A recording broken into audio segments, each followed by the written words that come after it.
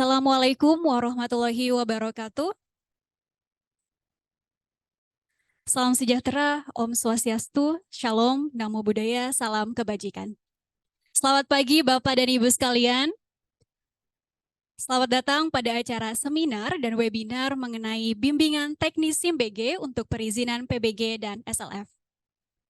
Yang diadakan oleh Surya Cipta bersama dengan Dinas PUPR Kabupaten Karawang secara hybrid, yakni offline di gedung The Manor Surya Cipta Square dan online melalui Zoom. Sebelum kita memulai acara, izinkan saya memperkenalkan terlebih dahulu pembicara kita pada acara pagi hari ini. Saya Revi Cuhyanti dari Surya Cipta sebagai MC dan moderator yang akan memandu acara.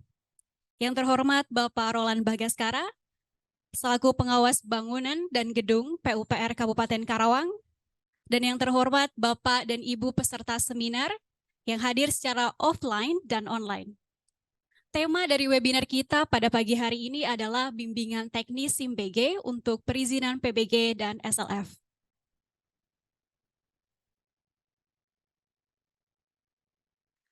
Semenjak diterbitkannya Peraturan Nomor 16 Tahun 2021 sebagai peraturan pelaksana dari Undang-Undang Nomor 28 Tahun 2002 tentang bangunan gedung, sertifikat layak fungsi SLF menjadi salah satu dari beberapa isu utama yang dibahas dalam penerbitannya.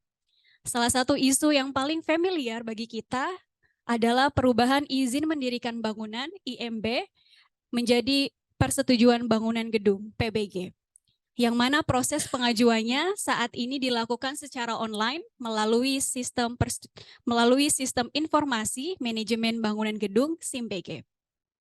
Penerbitan aplikasi SIMBG ini merupakan hasil pasal 6 dalam Undang-Undang Nomor 11 Tahun 2020 tentang Cipta Kerja. Dengan adanya SIMBG ini diharapkan dapat mempermudah dan mempercepat proses perizinan di daerah. Oleh sebab itu, dengan kebaruan sistem yang ada, acara seminar dan webinar ini diharapkan dapat memberikan informasi terkait ketentuan, tata cara, penggunaan, dan pembuatan SIMBG. Baik Bapak Ibu sekalian, adapun susunan acara pada pagi hari ini adalah sebagai berikut. Sesi pertama adalah pembukaan acara, sesi kedua adalah presentasi materi, sesi ketiga adalah tanya jawab, dan sesi keempat adalah penutup. Sebelum memulai acara ini, kami ingin informasikan jika di antara Bapak dan Ibu yang join secara online, ingin bertanya silahkan tuliskan pertanyaan Anda pada fitur Q&A, yang bagian bawah layar dengan format nama, perusahaan, dan pertanyaan. Pertanyaan ini nantinya akan kami bacakan pada saat sesi tanya jawab, dan untuk menjaga privasi nama tidak akan kami bacakan. Dan untuk Bapak dan Ibu yang join secara offline, dapat menyampaikan pertanyaan langsung pada saat sesi tanya jawab setelah sesi pemaparan materi selesai. Baik Bapak dan Ibu peserta webinar yang kami hormati, kita akan memulai acara webinar ini. Selanjutnya kita akan memasuki acara inti, yaitu pemaparan materi terkait SIMBG, meliputi ketentuan dan tata cara penggunaannya yang akan disampaikan oleh Bapak Roland Bagaskara, selaku pengawas bangunan dan gedung Dinas PUPR Kabupaten Karawang. Kepada narasumber, kami persilahkan. Bismillahirrahmanirrahim. Assalamualaikum warahmatullahi wabarakatuh. Selamat pagi Bapak dan Ibu. Terima kasih kepada Bu Revi selaku moderator yang sudah memberikan kesempatan untuk saya memaparkan materi pada kesempatan pagi hari ini. Perkenalkan, nama saya Roland Bagaskara, Bapak Ibu ya. Mungkin barangkali juga sebagian sudah pernah ada yang ketemu atau pernah berurusan dengan kami di dinas gitu ya. Tapi saya salam perkenalan lagi ya. Salam kenal Bapak Ibu, nama saya Roland. Boleh panggil Roland. Saya hari ini sedang bertugas berdinas di Dinas PUPR Kabupaten Karawang, khususnya di bidang penataan bangunan. Jadi di PUPR itu ada kurang lebih 6 bidang ya. Nah, saya bertugas hari ini di bidang penataan bangunan, yang mana tugas pokok dan fungsinya adalah meliputi memberikan layanan kaitan dengan perizinan bangunan gedung. Spesifik ada di PBG dan di SLF ya.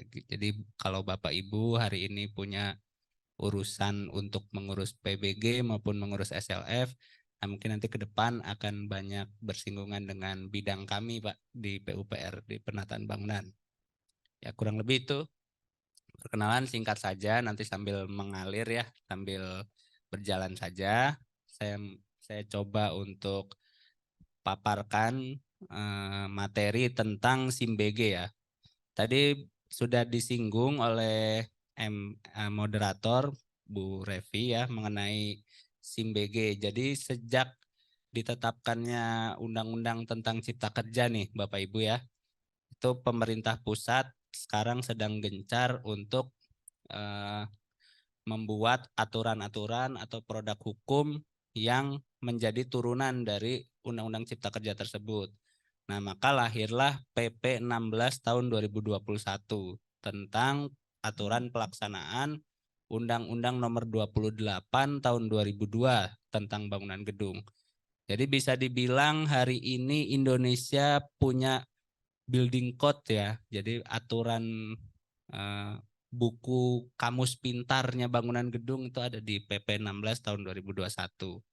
Nah, di sana disebutkan banyak transformasi ya kaitan dengan perubahan, kemudahan, dan kepastian hukum yang jelas ya. Jadi tadi sudah disinggung ada IMB yang berubah jadi PBG, terus kemudian sekarang jadi satu sistem semuanya melalui SIMBG. Ya, kurang lebih seperti itulah. Nah, kita masuk di pembahasan sekarang kaitan dengan PBG, SLF, dan SBKBG ya. Jadi ke depan nantinya paling tidak akan ada 3 produk yang harus Bapak Ibu miliki ya sebagai pelaku usaha, yaitu ada PBG, SLF, dan SBKBG. Nah, hal ini ditunjang melalui PP 5 tahun 2021 tentang kemudahan berusaha OSS berbasis resiko ya. Di sana disebutkan pada pasal 5 kalau tidak salah, bahwa sebagai pelaku usaha itu minimal ada 4 dokumen wajib yang harus dimiliki Bapak Ibu ya. Satu, dokumen tentang kesesuaian ruang atau PKKPR. Yang kedua, dokumen lingkungan meliputi bisa AMDAL, bisa RKL RPL, bisa UKL UPL, bisa SPPL ya. Lalu ketiga PBG dan keempat adalah SLF.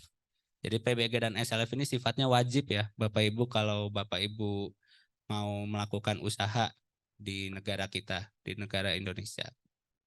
Nah, kemudian nantinya akan ada lagi yang namanya SBKBG dan RTB. Nah, tapi saat ini SBKBG dan RTB itu masih dalam proses penggodokan format di ranah pemerintah pusat. Jadi di daerah SBKBG dan RTB itu belum efektif berlaku. Mungkin banyak yang tanya ini apalagi SBKBG gitu ya. Banyak banget singkatan ya kan. SBKBG itu sertifikat bukti kepemilikan bangunan gedung. Jadi seperti surat tanah, Pak. Jadi bangunan gedung pun nanti akan ada ininya, apa namanya, kepemilikannya. Jadi kalau selama ini kita sering dengar IMB atas nama A, terus kemudian dibeli, sekarang jadi atas nama B. Nah nantinya yang namanya PBG itu nggak akan ada proses balik nama seperti itu ya, karena PBG itu sifatnya persetujuan, jadi meliputi standar teknisnya saja, bukan bukti kepemilikan. Nanti bukti kepemilikan ada lagi yang namanya SBKBG. Nah, nanti pun akan ada lagi yang namanya RTB, rencana teknik pembongkaran. Jadi bukan hanya membangun yang butuh izin, nanti membongkar pun butuh izin, Pak. Itu. Cuma ya tadi yang saya sampaikan, 2 hal tadi, SBKBG dan RTB, itu masih dalam proses penggodokan format di ranah pemerintah pusat. Nah, kali ini kita bahas yang sudah berjalan aja dulu ya, ada PBG dan SLF. Nah, kalau di materi ini bisa sama-sama kita baca ya. Kalau PBG itu sudah jelas itu adalah satu produk yang dikeluarkan oleh pemerintah ya. Bisa pemerintah pusat, bisa pemerintah daerah. Nah, jadi kalau pemerintah pusat itu khusus untuk bangunan gedung fungsi khusus ya. Fungsi khusus itu yang sifatnya dia menyimpan kerahasiaan negara atau menjaga stabilitas keamanan negara. Nah, itu masuknya fungsi khusus yang diterbitkannya oleh pemerintah pusat. Tapi kalau bangunan umum, bangunan hunian, bangunan sosial itu semuanya yang menerbitkan di pemerintah daerah. Nah, di Dinas PUPR Kabupaten Karawang dan DPM PTSP ya. Jadi ada dua dinas yang terlibat. Nah, IMB menjadi PBG itu apa yang berubah ya? Ini kalau kita lihat di materi rata-rata eh, penyeragaman standar ya. Jadi kalau dulu Bapak punya rumah di Karawang sama punya rumah di Subang atau di Purwakarta, begitu mau urus izin atau punya pabrik gitu ya, begitu mau urus izin, syaratnya bisa beda-beda Bapak Ibu. Nah, tapi dengan adanya PP 16 tahun 2021 ini, sekarang diseragamkan dari mulai standar teknis, lalu standar pelaksanaan, ya kan, kaitan dengan waktu pelayanan, kepastian hukum, dan sistem juga yang dipakai jadi sama di SIMBG. Saya lanjut. Nah, ini yang tadi saya sampaikan ya, bahwa PBG itu bisa dikeluarkan oleh pusat ataupun di daerah, tergantung jenis dan fungsi bangunannya. Lalu kenapa harus melalui SIMBG gitu ya? Mungkin kalau Bapak-Bapak, kalau di Jakarta atau di Surabaya, enggak tuh pakainya si apa gitu misalnya kan, ada sendiri gitu. Nah, itu sebenarnya kalau boleh ngomong itu akan jadi bom waktu untuk daerah-daerah yang tidak mau atau tidak patuh terhadap amanat dari PP 16 karena sudah dijelaskan di PP 16 pasal 326 ya bahwa semua penyelenggaraan bangunan gedung itu harus dilaksanakan melalui SIMBG. Jadi kalau ada daerah-daerah yang masih belum menerapkan SIMBG, artinya itu hanya tinggal menunggu waktu aja dan produknya bisa dibilang tidak berlaku. Itu karena SIMBG sudah dibuka untuk umum itu sudah sejak tanggal 2 Agustus tahun 2021 ya. Itu. Jadi sudah berjalan 2 tahunan. Itu. Nah, kenapa dibentuk? Dibentuk itu untuk meningkatkan layanan perizinan bangunan gedung dengan pendekatan secara daring. Jadi terciptanya standarisasi kaitan dengan penyelenggaraan bangunan gedung. Seperti yang tadi sudah saya sampaikan bahwa bisa saja Bapak Ibu antar daerah satu dengan daerah lain itu terdapat perbedaan gitu. Nah, dengan SIMBG dengan adanya PP 16 ini nantinya meminimalisir adanya penafsiran-penafsiran di tiap-tiap daerah gitu. Jadi Bapak Ibu bisa lebih nyaman karena mendapat kepastian ya secara hukum.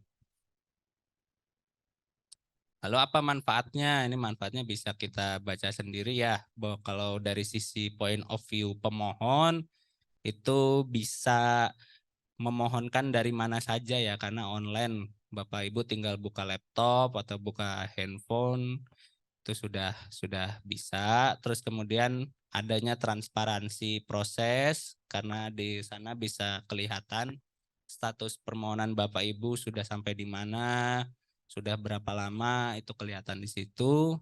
Terus mengurangi proses tatap muka ya karena tadi daring ya, paling hanya dibutuhkan tatap muka itu ketika memang diperlukan proses konsultasi. Itu pun hanya untuk bangunan-bangunan tertentu yang memiliki kategori high risk ya.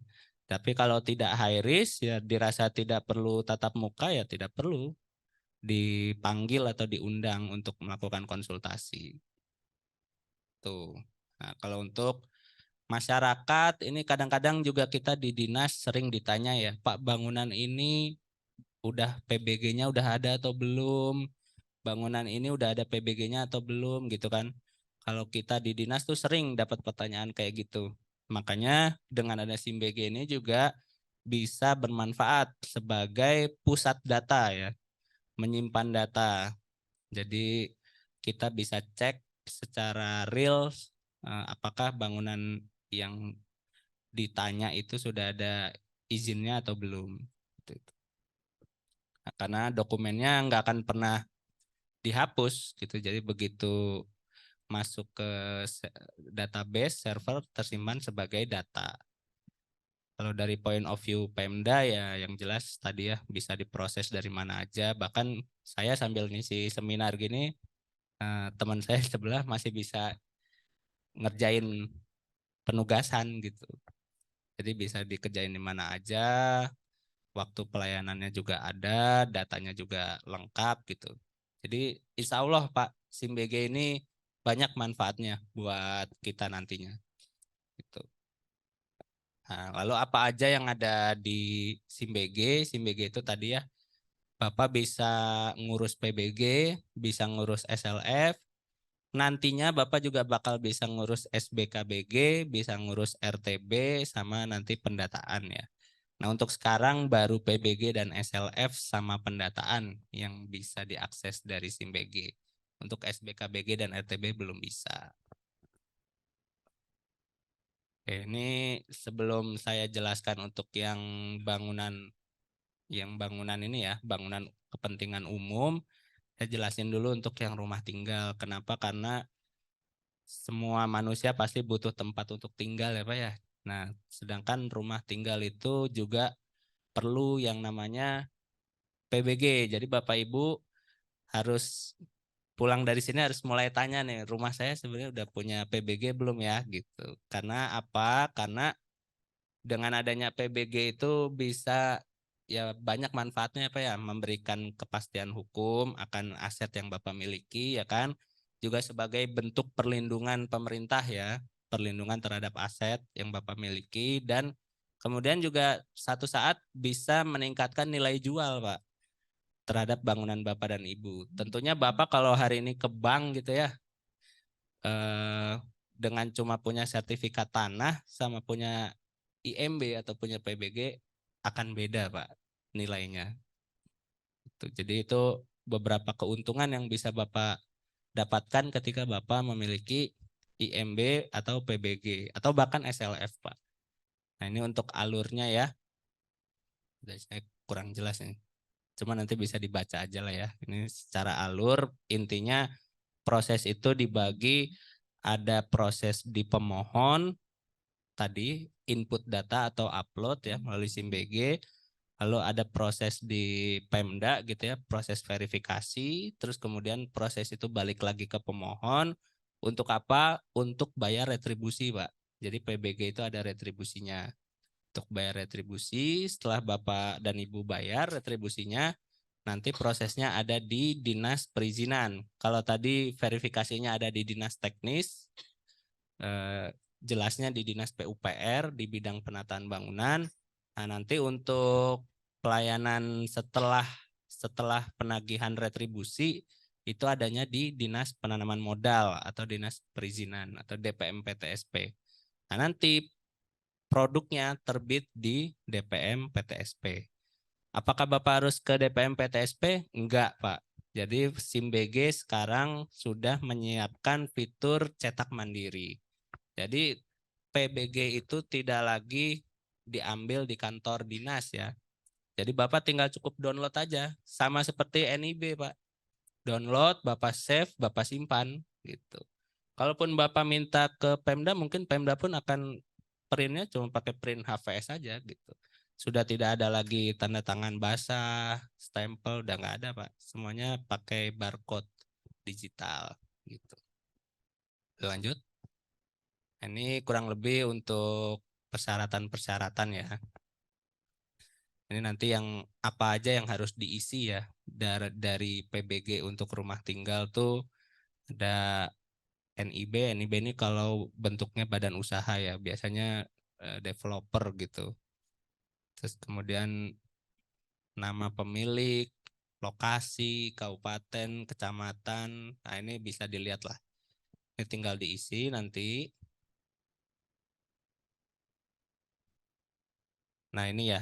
Jadi sebelum Bapak Ibu mengajukan permohonan, Bapak Ibu harus tahu dulu bangunan Bapak Ibu itu bangunan apa, fungsinya apa, jenisnya apa, luasnya berapa, tingginya berapa, jumlah lantainya berapa, ada basementnya atau enggak.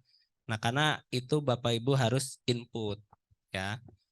Jadi jangan sampai Bapak Ibu nggak tahu atau nggak ngerti atau nggak mudeng Bapak Ibu tuh mau ngedaftarin bangunan bangunan yang mana gitu. Jadi nanti ketika mengajukan permohonan harus jelas dulu bangunannya yang mau diajukan yang mana. Nah, terus kalau nanti Pak, saya nggak tahu pastinya berapa gitu ya, tulis aja dulu kira-kira berapa. Karena nanti tadi ada proses verifikasi data ya. Nah, di proses verifikasi data itu petugas kami bisa ngerubah, Pak. Jadi misal Bapak salah nih, ngisi luasan harusnya 150, Bapak isi jadi 125 misal.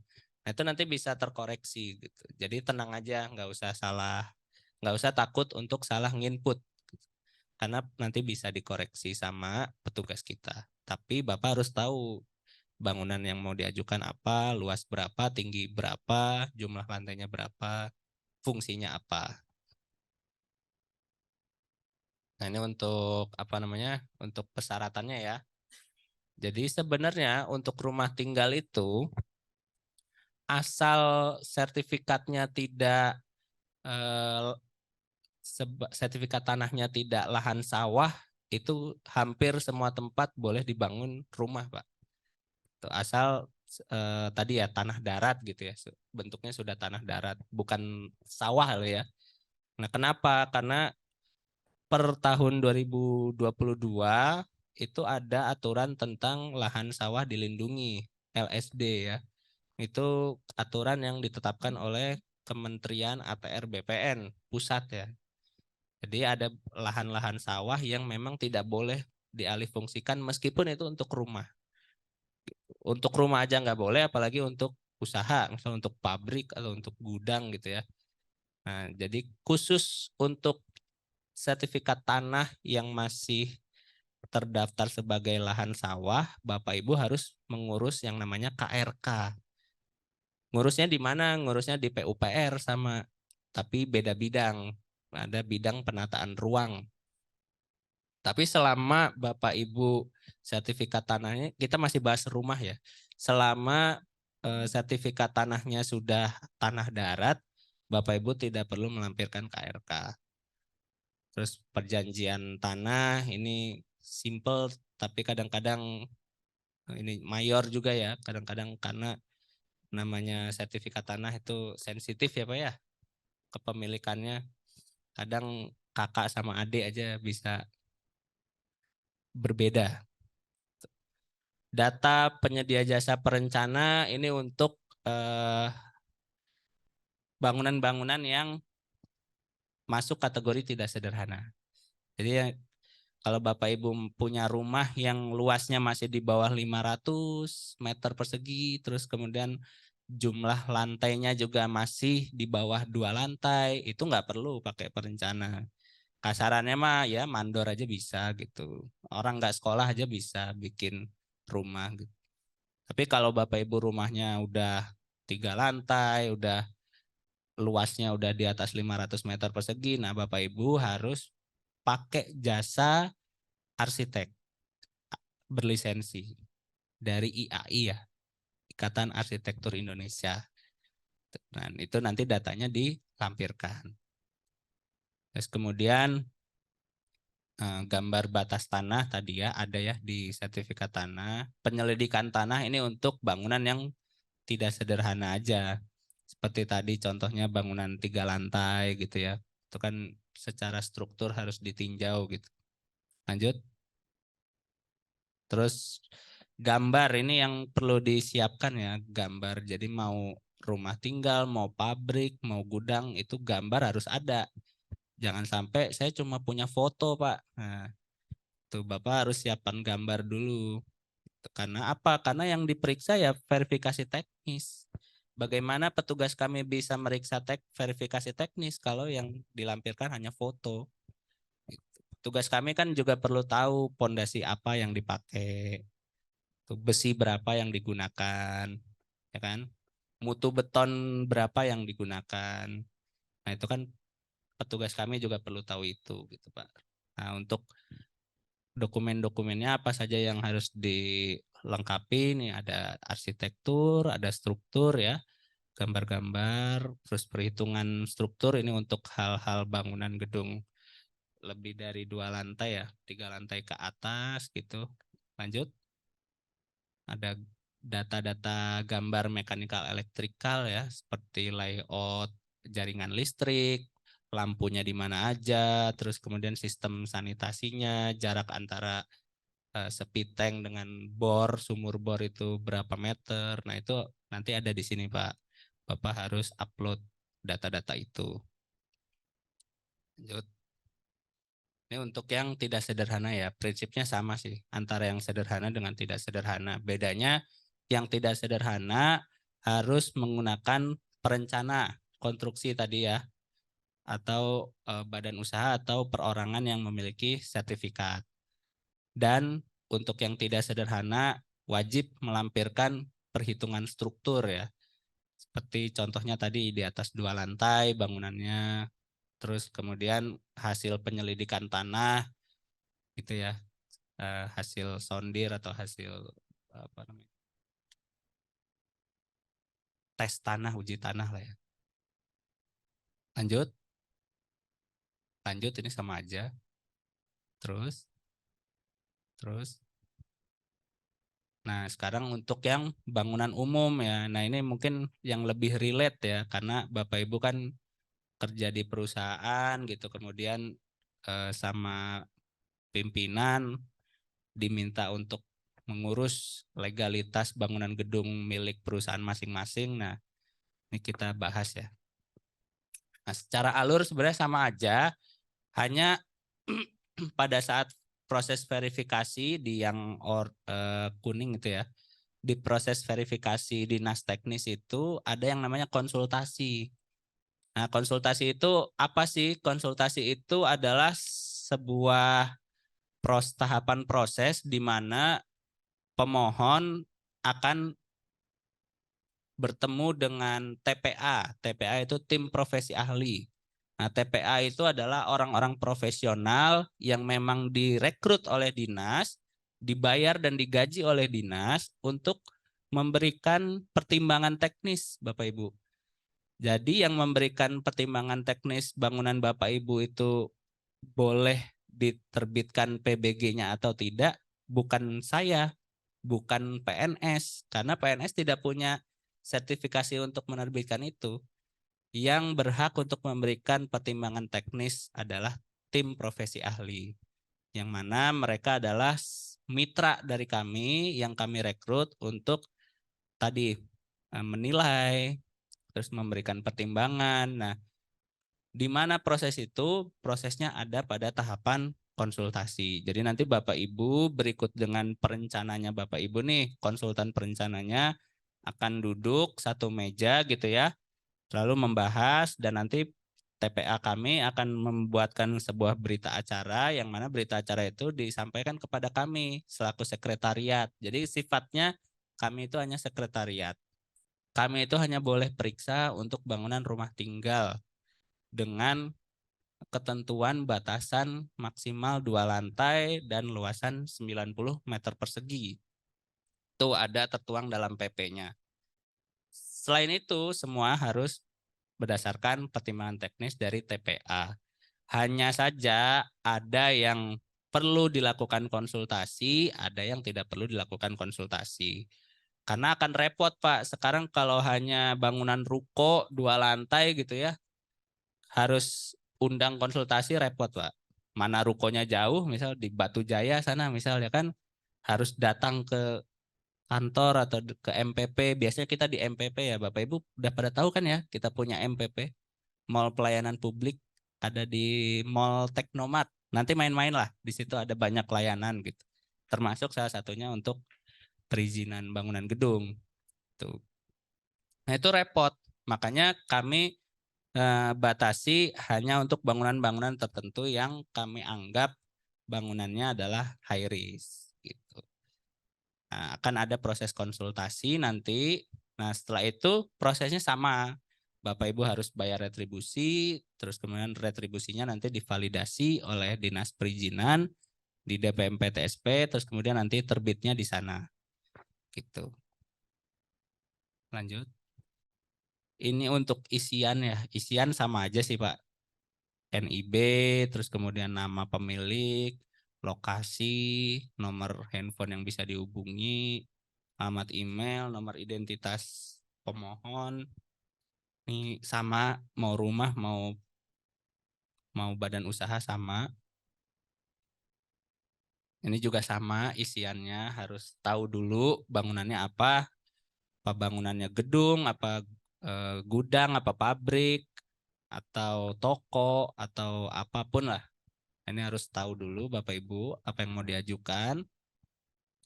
Nah kemudian ini adalah persyaratannya. Jadi persyaratannya nanti yang harus dilengkapi meliputi satu data umum itu meliputi identitas kepemilikan ya. Seperti KTP atau KITAS dari direktur atau direksi gitu ya. Terus kemudian ini mungkin yang belum ditambahkan adalah akta perusahaan dan NIB-nya. Jadi dijadikan satu file nanti diupload di slot informasi KTP itu. Terus kemudian KRK karena tadi saya udah jelaskan ya PP 5 2021 tentang layanan perizinan terintegrasi berbasis resiko. Ada yang namanya PKKPR, nah itu Bapak Ibu wajib tuh punya PKKPR atau KRK lah ya. Ini bahasa sama sebenarnya. PKKPR dengan KRK itu sama. Nah, hanya karena Bapak Ibu adalah tenan di kawasan Surya Cipta gitu ya.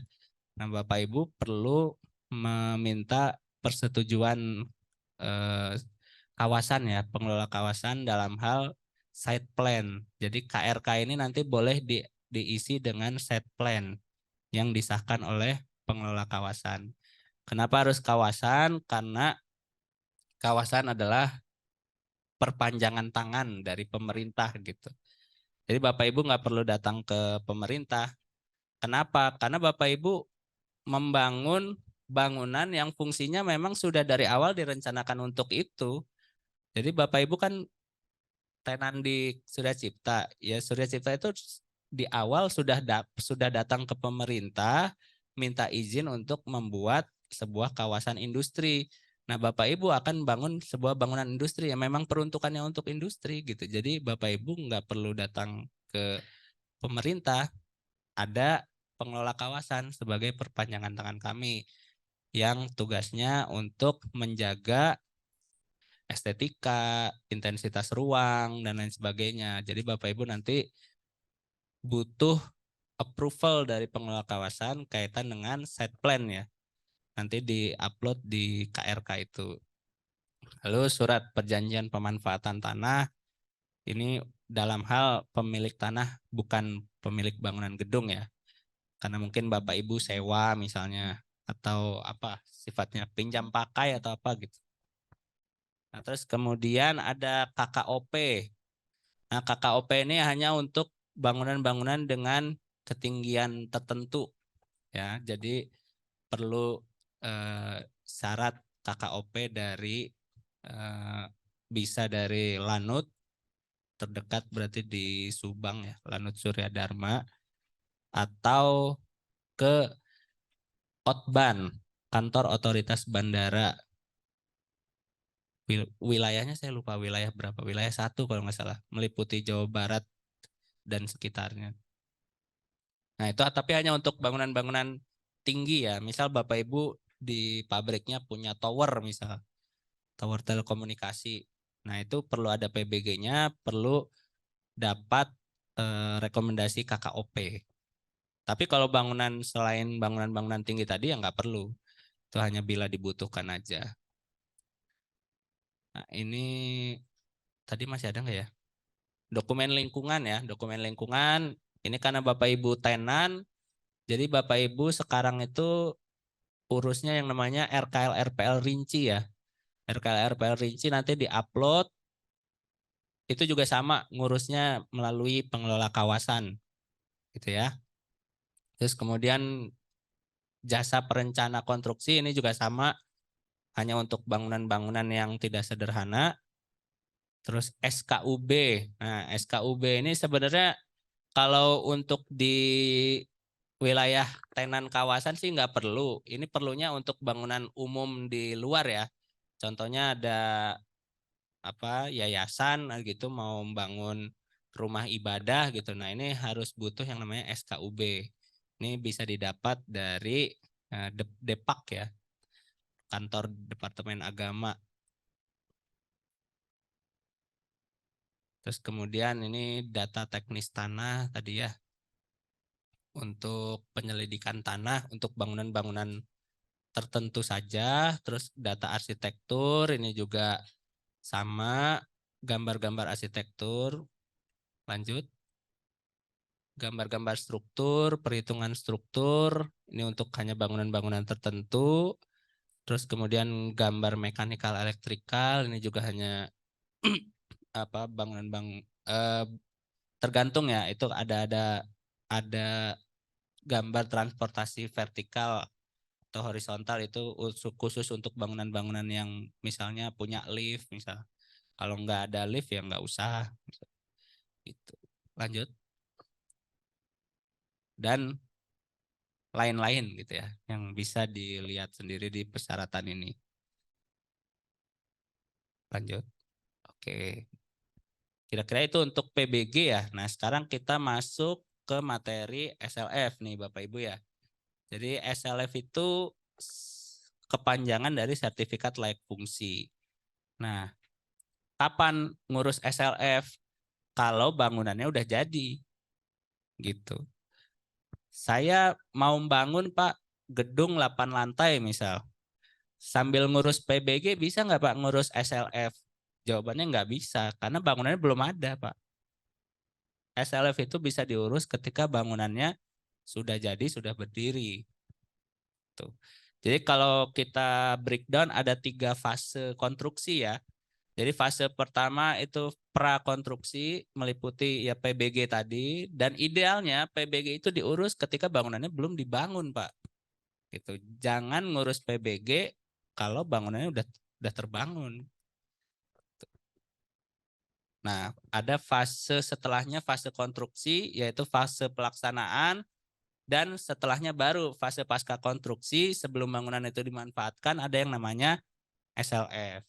Nah, proses SLF ada di situ. Terus gimana Pak? Saya ini ada bangunan udah dari tahun 2010 misal, udah terbangun tapi sama manajemen sebelumnya nggak diurus izinnya, PBG-nya atau IMB-nya. Terus saya gimana biar punya PBG atau IMB? Ketika ada bangunan-bangunan yang bersifat existing, maka proses pengurusannya bisa diurus berbarengan. Jadi Bapak urus SLF, nanti akan keluar produk 2. Bapak akan dapat SLF, juga dapat PBG. Gitu. Tapi bukan dalam rangka udah bangun aja dulu, nanti gampang tinggal kalau udah jadi tinggal SLF. Enggak gitu Pak konsepnya. Jadi ada kemudahan dengan adanya PP 16 ini. Kalau dulu saklek, kalau mau SLF harus punya PBG dulu. Kalau sekarang enggak, ketika bangunannya emang udah terbangun, udah dibangun dari tahun 2000-an, 90-an gitu kan. Nah, boleh Bapak Ibu tuh urus berbarengan. Jadi sambil urus SLF, nanti akan dapat 2 produk. Dapat juga PBG-nya. Gitu. Ini untuk alur SLF ya. Jadi setelah pemohon mendapatkan PBG, pemohon itu sebaiknya melaporkan ke instansi terkait, ke dinas gitu ya. Karena apa? Karena ketika 6 bulan setelah PBG diterima Bapak Ibu tidak ada laporan, dinas berhak untuk melakukan inspeksi. Dinas perlu memastikan dimulai nggak izinnya gitu, dibangun nggak bangunannya. Karena apa? Ketika 6 bulan tidak ada aktivitas konstruksi, maka dinas berhak untuk melakukan pencabutan terhadap PBG. Gitu. Makanya Bapak Ibu kalau mau urus PBG, pastikan dulu bahwa dalam waktu dekat ini akan dibangun gitu. Karena batas waktunya hanya 6 bulan. Itu udah aturan dari PP 16-nya gitu. Nah, ketika dilakukan inspeksi ternyata belum ada aktivitas konstruksi, maka dinas nanti berhak untuk mencabut PBG-nya. Jadi Bapak Ibu secara tidak langsung merugi karena sudah bayar retribusi, ya kan? Nanti harus ngurus lagi dari awal, ngurus ulang gitu. Makanya pastikan dulu kalau mau bangun itu harus sudah siap untuk dibangun. Nah, ketika nanti diinspeksi, dilaporkan kepada dinas, dinas akan datang ke tempat Bapak Ibu. Mungkin barangkali beberapa perusahaan sudah pernah ada yang kita datangi ya. Itu karena kita hanya melakukan tahapan-tahapan saja. Gitu. Kita melakukan tahapan-tahapan yang memang diamanatkan dalam PP 16. Kita melakukan inspeksi, kita lihat bangunannya sesuai atau tidak. Ketika bangunannya sesuai, ya kita rekomendasikan atau kita dorong untuk segera urus SLF-nya, jangan dinanti-nanti gitu. Karena ketika dinanti-nanti ya kan nggak baik ya kalau kita numpuk-numpuk pekerjaan gitu. Jadi baiknya bangunan itu setelah selesai dibangun, sebelum dimanfaatkan, diurus dulu SLF-nya. Jadi begitu Bapak sudah keluar SLF, artinya bangunan Bapak sudah siap untuk dipakai, untuk digunakan. Satu waktu bangunan Bapak kenapa-napa, ada yang bertanggung jawab terhadap itu, gitu Pak. Jadi pengamanan juga sebenarnya SLF itu. Meskipun SLF itu bukan seperti apa ya, bukan seperti jimat kali ya. Bapak Ibu kalau udah ngantongin jimat nih udah pasti kebal bacok misalnya. Enggak gitu Pak. Walaupun kita punya SLF, tidak menutup kemungkinan bangunan kita juga bisa aja kena kena apa musibah gitu ya, entah kebakaran, entah karena gempa terus kemudian runtuh atau roboh gitu ya. Itu masih masih bisa, tapi paling tidak sudah terminimalisir. Karena apa? Karena sudah dikaji, Pak. Sudah dilakukan tindakan-tindakan preventif gitu. Nah, prosesnya juga sama melalui SIM BG, nanti Bapak Ibu mengajukan permohonan di SIM BG, terus kemudian ada verifikasi oleh dinas teknis, dan bedanya dengan PBG tidak ada retribusi di SLF.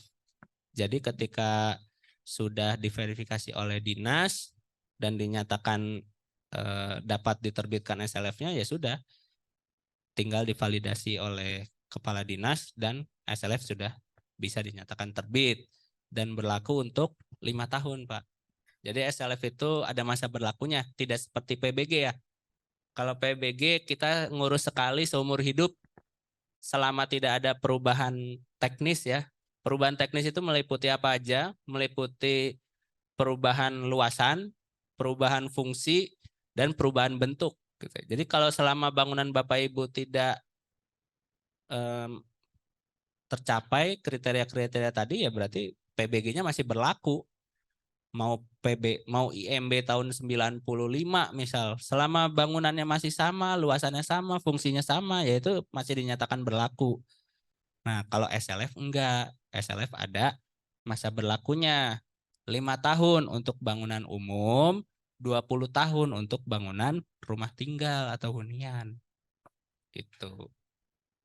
Jadi nanti per 5 tahun akan dilakukan proses perpanjangan SLF. Nah, kebetulan Karawang kita sudah mulai penyelenggaraan SLF ini sudah sejak 2018 ya Bapak Ibu ya. Jadi 2018 SLF pertama itu sudah kita terbitkan dan minggu lalu sudah mulai proses perpanjangan SLF-nya gitu. Jadi alhamdulillah Karawang termasuk kota atau kabupaten yang sudah pernah sampai ke perpanjangan SLF gitu. Ya. Oke, ini alurnya tadi udah jelas, ini isiannya juga tadi sama aja. Nah, ini sebenarnya untuk persyaratannya sebenarnya sama aja ya. Hanya ini kenapa banyak? Ini untuk bangunan-bangunan yang tidak memiliki PBG atau IMB gitu. Nah, kalau bangunan Bapak Ibu kayak tadi yang saya bilang, ini bangunan udah lama tapi nggak punya izin gitu. Terus saya mau ngurus gimana? Nah, syarat-syaratnya harus dilampirkan. Seperti melampirkan persyaratan PBG bangunan umum tadi. Tapi ketika saya cuma pengen ngurus SLF, saya udah pernah punya IMB, udah pernah punya PBG. Nah, persyaratan-persyaratan dari seperti KRK, terus dokumen lingkungan, itu nggak perlu dilampirkan lagi. Cukup Bapak Ibu melampirkan yang namanya PBG atau IMB. Kenapa? Karena ketika sudah punya IMB atau sudah punya PBG, artinya Bapak Ibu sudah pernah melewati tahapan-tahapan itu. Bapak Ibu pasti sudah pernah punya site plan, Bapak Ibu pasti sudah pernah punya UKL atau AMDAL gitu. Bapak Ibu hanya cukup melampirkan PBG aja. Tuh. Oke, lanjut. Nah, ini untuk gambar-gambar ya, masih sama, lanjut. Nah, bedanya untuk SLF dan PBG itu ada di sini. Kalau SLF, Bapak Ibu harus melampirkan laporan hasil pemeriksaan kelaikan fungsi. Ya. Laporan ini dibuat sama siapa? Dibuat sama pengkaji teknis. Nah, pengkaji teknis itu siapa? Pengkaji teknis itu bisa orang perorangan, bisa juga badan usaha yang memang punya kompetensi di bidang pengawasan bangunan gedung maupun pengkajian bangunan gedung gitu. Nah, ini mungkin kalau dibahas ada satu sesi lagi nanti ya. Jadi boleh dibahas di luar forum inilah. Jadi yang jelas intinya Bapak Ibu harus meng-hire pengkaji teknis yang ditugaskan sama Bapak Ibu untuk menilai kelayakan dari bangunan milik Bapak dan Ibu. Penilaiannya dituangkan dalam laporan. Laporannya diupload di SIMBG. Itu. Terus kemudian ada laporan pemeriksaan ini ya. Beberapa bangunan high risk pasti kan punya yang namanya sistem proteksi kebakaran misalnya Bapak Ibu. Nah, Bapak Ibu harus cek secara berkala sistem proteksi kebakaran ke dinas pemadam kebakaran gitu ya, atau ada beberapa hal seperti contohnya penyalur petir misal. Nah, penyalur petir itu harus dicek karena itu kan berkala ya. Kalau nggak salah per tahun gitu ya. Per tahun harus dicek groundingnya berapa ohm gitu ya. Terus kemudian gambar as-built drawing ini wajib dimiliki. Kalau saya nggak punya gimana Pak? Dokumennya hilang entah kemana. Bisa di redrawing ya Bapak Ibu ya. Jadi nanti Bapak Ibu boleh eh, pakai jasa pihak ketiga untuk melakukan redrawing. Tentunya yang melakukan redrawing itu harus mau untuk bertanggung jawab.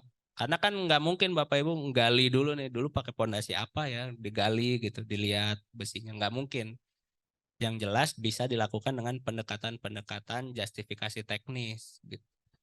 Nah itu bisa nanti kalau Bapak Ibu nggak punya as-built drawing, bisa dilakukan redrawing. Kemudian perhitungan teknis, ini tadi ya untuk bangunan-bangunan yang tidak sederhana, gambar detail, dan terakhir data tenaga pengkaji teknis. Nah ini yang harus dimiliki ya. Jadi Bapak Ibu meskipun apa ya, saya berpengalaman sekian tahun di pabrik ini gitu. Saya udah sangat hafal dengan bangunan-bangunan yang ada di pabrik ini. Boleh nggak saya aja yang melakukan kajian gitu? Jawabannya nggak boleh. Bapak Ibu jago balap-balapan, kebut-kebutan gitu. Tapi begitu ada polisi ditanya SIM, Bapak Ibu nggak punya SIM ya tetap ditilang Pak. Sama di SLF juga sama. Harus orang atau badan usaha yang punya sertifikasi untuk itu. Nah, nanti klasifikasinya apa nanti bisa saya jawab di sesi yang lain ya. Gitu. Jadi harus punya sertifikat badan usaha maupun sertifikat keahlian dari pengkaji teknis yang memeriksa dan membuat laporan pemeriksaan. Gitu. Lanjut. Jadi kurang lebih itu Bapak Ibu ya, mudah-mudahan cukup memberikan pengetahuan baru untuk Bapak Ibu, bisa bermanfaat dan harapan saya ke depannya dengan mengikuti webinar ini Bapak Ibu jadi terdorong, tergugah untuk juga bisa rapi-rapih atau bersih-bersih terhadap dokumen-dokumen usaha milik perusahaan Bapak Ibu gitu ya. Jadi kalau nggak sekarang kapan lagi mau diurusnya gitu. Sekian Bapak Ibu, terima kasih. Bila taufiq wa hidayah. Wassalamualaikum warahmatullahi wabarakatuh. Baik, terima kasih Bapak Roland Bagaskara atas pemaparan materi yang telah diberikan. Bapak Ibu peserta webinar yang kami hormati, kita memasuki sesi yang kita tunggu-tunggu, yaitu sesi tanya jawab dengan narasumber. Dan bagi para peserta online yang akan bertanya, silahkan menuliskan pertanyaan Anda di kolom Q&A dan akan kami bacakan. Dan untuk peserta offline, dapat menyampaikan langsung pertanyaan ke narasumber kita. Dipersilahkan kepada para peserta offline jika ada pertanyaan.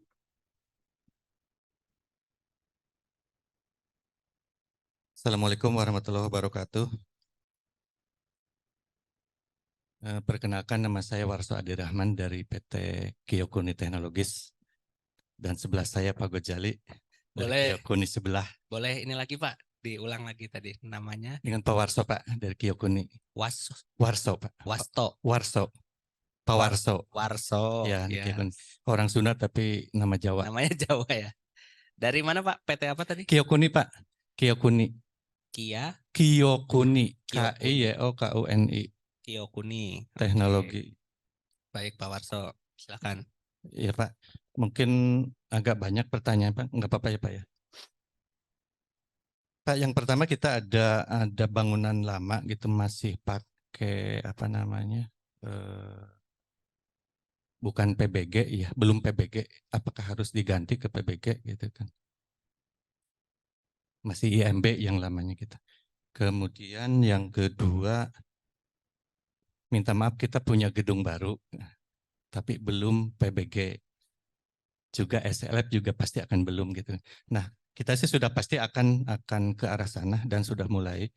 Hanya yang jadi masalah kan mungkin tentang biaya ya Pak ya. Karena ke sana sini gitu kan, biaya resminya kan nggak ada gitu. Itu yang hanya dipertanyakan dari pihak manajemen. Kecuali retribusi ya, retribusi kan emang udah pasti ya Pak ya untuk PBG. Tapi untuk SLF itu tidak ada retribusi sama sekali ya Pak ya. Tidak ada. Nah, mungkin nggak untuk pembuatan PBG dilakukan sendiri gitu. Tidak pakai konsultan karena kita sudah mengumpulkan konsultan, beberapa konsultannya masih cukup mahal. Juga SLF juga sama gitu kan, mungkin kan dilakukan sendiri. Upload data semua gitu kan. Kemudian verifikasi, kecuali yang tadi ya Pak ya, untuk verifikasi ya, itu harus ada sertifikasi ya. Minta tolong dijelaskan Pak supaya urutannya apa namanya simpel gitu kan, kita akan mulai untuk upload ke SIMPG dan mulai PBG kemudian SLF tersebut. Kemudian harus ada yang diupload RKL, RPL ya Pak ya. Itu kan cukup banyak ya, tebal sekali gitu kan. Apakah cukup dengan surat keputusannya yang diupload gitu. Itu aja mungkin dulu Pak, nanti dilanjut kalau ada pertanyaan lagi. Terima kasih.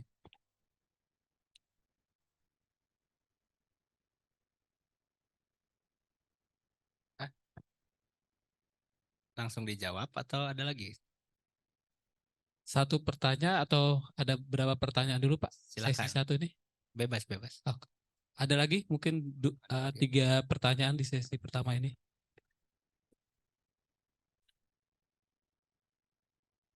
Baik. Assalamualaikum warahmatullahi wabarakatuh. Baik Pak, nama saya Gival dari PT Bridgestone Pak. Mas siapa? Gival Pak. Gival. Iya. Dari Bridgestone. Oke, silakan Mas Gival. Oke Pak, pertanyaan dari saya Pak. Jadi sebelumnya di lingkungan PT kami ada bangunan yang sudah memiliki SLF Pak. Kemudian seiring berjalannya waktu ada perubahan atau renovasi dari bangunan tersebut. Kalau untuk SLF-nya apakah kita nunggu masa berlakunya habis dulu baru kita update atau sebelum dia habis bisa kita update dulu Pak untuk SLF-nya Pak? Mungkin itu saja dari saya Pak. Terima kasih. Satu lagi ya, 3 dulu ya. Oke, silakan satu lagi.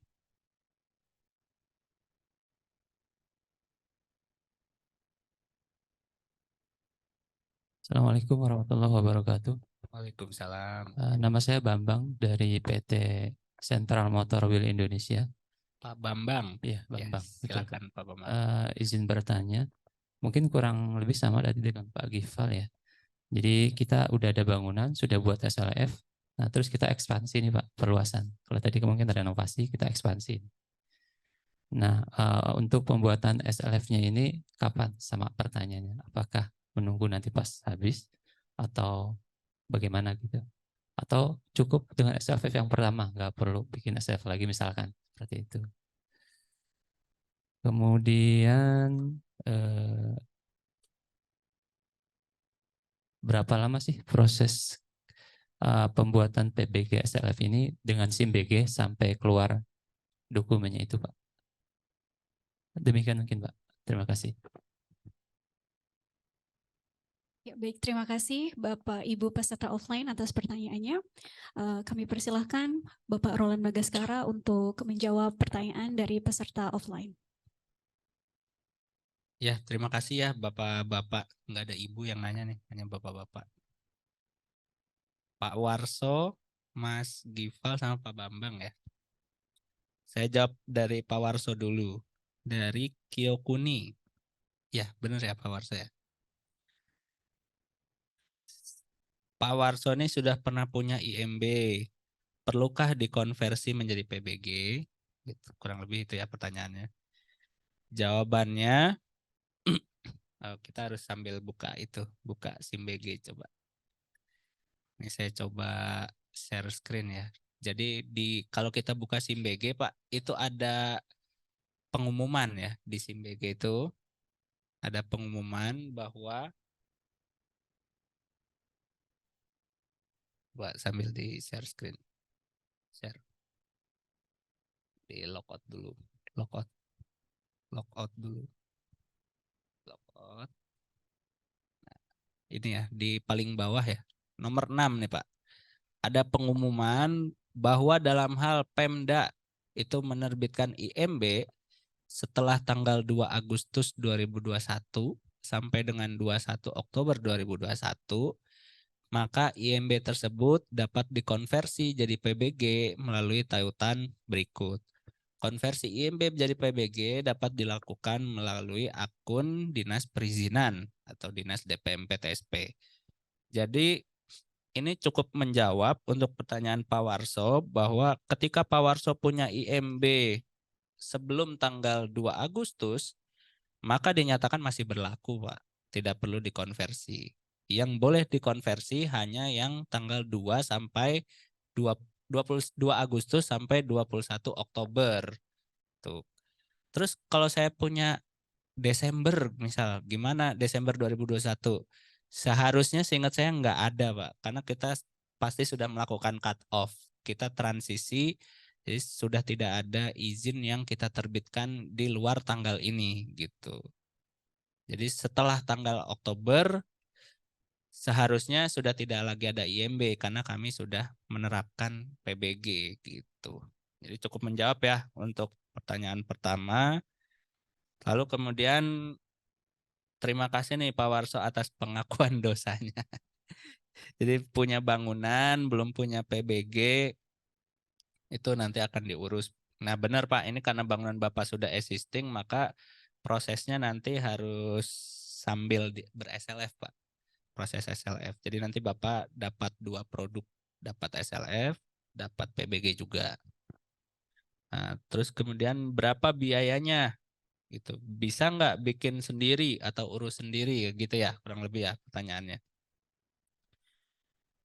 Untuk ngurus sendiri itu memang harus ngurus sendiri, Pak. Gitu.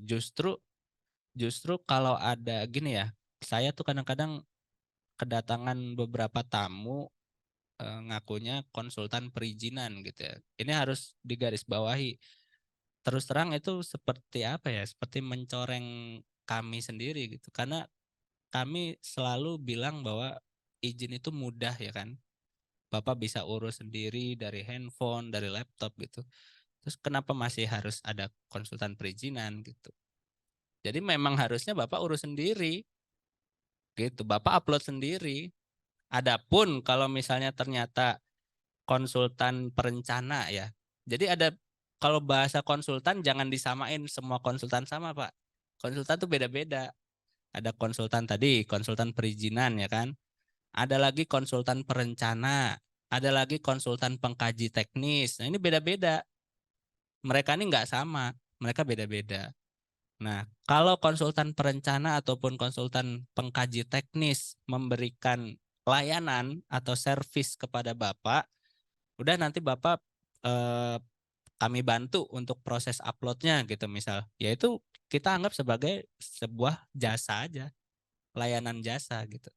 Tapi sebenarnya sejatinya yang harus mengurus sendiri itu ya pemohon itu sendiri. Itu karena apa? Karena pemohon yang punya data-data KTP, pemohon yang punya sertifikat tanah, ya enggak? Sekarang kalau orang lain Bapak kasih sertifikat tanah bahaya, Pak. Gitu. Jadi emang harus ngurus sendiri, Pak. Nah, adapun soalnya mahal, Pak, kalau ngurus pakai konsultan misal. Ya adapun itu tinggal tergantung penawaran dan negosiasi antara Bapak dengan pihak ketiga tersebut gitu. Hanya ini memang hanya ya, hanya khusus untuk SLF itu biaya jasa konsultannya itu memang belum ada standarnya, Pak. Ini pun kami masih perjuangkan ke Kementerian PU ya. Kementerian PU kami sudah beberapa kali ke sana, kami datang ke Direktorat Bina Jasa Konstruksi gitu ya. Itu juga masih belum ada jawaban gitu mengenai dengan standar harga kaitan dengan pengurusan SLF untuk pengkaji teknis gitu ya. Tapi kita bisa melakukan dengan beberapa pendekatan. Nah, pendekatan saya harus buka ininya dulu nih, Pak. Jadi ada keputusan menteri, nomornya saya lupa lagi. Ntar apa ya nomornya ya. Jadi ada, Pak, ada keputusan menteri PUPR tahunnya tahun 2022 itu mengenai tentang besaran remunerasi tenaga ahli, Pak. Nah, jadi sebenarnya biaya pengurusan SLF itu bisa dilakukan dengan pendekatan Capman tersebut. Itu. Walaupun memang kalau ditanya emang ngurus SLF tuh apa? Per meter, per bangunan, per apa gitu. Saya sementara ini jawab belum ada, Pak, standarnya gitu. Dan kita masih berupaya untuk mendorong kepada pemerintah pusat untuk juga bisa menetapkan standar harga tersebut. Tapi sementara ini yang bisa kita lakukan adalah melakukan dengan pendekatan. Karena apa? Karena kita juga nggak bisa ngomong saya pengennya yang murah. Ya murah itu kan relatif ya. Mahal dan murah itu relatif. Gitu. Tenaga ahli itu juga sekolah, Pak. Sama seperti dokter kan gitu. Tenaga ahli itu sekolahnya juga mahal. Jadi nggak kalau kita pengennya murah tuh murahnya berapa gitu kan. Nah, ini masih menurut saya masih relatif lah. Nggak bisa kita bilang bahwa ngurus SLF mahal banget gitu. Ya mahal banget tuh berapa dulu gitu kan. Untuk bangunan yang sebesar apa dulu, seluas apa dulu gitu. Jadi ini sebenarnya masih relatif lah. Dan masih bisa dilakukan pendekatan cara menghitung besaran biayanya ya. Nanti boleh, Pak, kalau mau ini ada sesi khusus sendiri di kantor aja, ntar saya jelasin berapa remunerasi tenaga ahli minimal ya. Jadi untuk di situ ada tuh, Pak, ada tabelnya. Kalau misalnya arsitek lulusan S1 pengalamannya 3 tahun misal, itu biayanya berapa. Itu untuk di DKI misal. Nanti untuk di Jawa Barat beda lagi. Untuk di Sumatera Selatan beda lagi. Itu ada. Selain itu juga Bapak bisa lakukan pendekatan pakai billing rate yang dikeluarkan oleh Inkindo. Inkindo itu konsultan Indonesia ya. Gitu. Ikatan Konsultan Indonesia kalau nggak salah namanya. Nah, Bapak bisa pakai tuh billing rate dari Inkindo. Kalau billing rate dari Inkindo ada, Pak, di internet. Bisa dilihat. Atau bisa juga pakai billing rate dari IAI, Ikatan Arsitektur Indonesia, itu juga bisa. gitu. Jadi bisa pakai beberapa pendekatan. Terakhir pertanyaannya, untuk RKL RPL apa harus diupload seluruhnya gitu ya, atau boleh SK-nya saja? Jawabannya harus seluruhnya, Pak. Kenapa? Karena SK dengan laporan kajian teknisnya itu adalah satu kesatuan gitu. Bapak punya SK, kita nggak tahu ini bangunan yang Bapak ajukan sudah pernah masuk dalam kajian atau pelaporan RKL RPL atau belum. Let's say Bapak mau bikin peluasan pabrik misal. Tadinya pabrik Bapak 10.000, Bapak mau tambahin jadi 25.000 gitu. Ada kurang lebih 15.000. Kita harus tahu dulu Bapak sudah laporkan itu belum ke pengelola kawasan. Karena tentunya mengelola atau mengendalikan dampak lingkungan dengan volume 10.000 dengan 15.000 pasti akan beda penanganannya, Pak. Gitu. Makanya kenapa Bapak harus laporkan itu ke pengelola kawasan, dan kami bisa tahu itu dari mana taunya? Dari baca laporannya, Pak. Jadi kalau kami nggak baca laporan, kami nggak tahu SK RKL RPL itu untuk bangunan yang mana gitu. Jadi kenapa harus diupload seluruhnya? Karena itu adalah satu kesatuan, Pak. Gitu. Cukup ya Pak Warso ya, mudah-mudahan menjawab. Lalu Mas Gival nih dari Bridgestone.